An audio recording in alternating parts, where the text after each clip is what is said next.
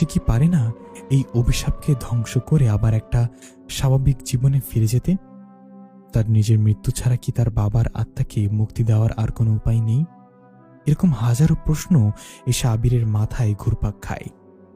আবির এবার যেন বেঁচে থাকার জন্য কিছুটা আশা পায়। সে ভাবে এইসব প্রশ্নের উত্তর, রহস্যের সমাধান এবং অভিশাপ থেকে মুক্তির সব উপায় একমাত্র সেখানে পাওয়া যাবে যেখানে তারা তার বাবার কবরটা দিয়েছিল। সে বুঝতে পারল এখন তার কাছে আর কোনো রাস্তা নেই। তাকে সে অভিশপ্ত কবরস্থান তার পাশেই ফিরে যেতে হবে, কারণ একমাত্র সেখানকার লোকেরাই তার বাবার কবর দেওয়ার আগে থেকেই তাদের নানানভাবে সতর্ক করার চেষ্টা করেছিল।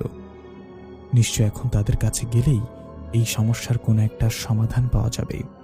তারা নিশ্চয়ই এই অভিশপ্ত কবরস্থানের রহস্য জানে এবং জানে যে কি করে এই অভিশাপ থেকে মুক্তি পাওয়া যায়।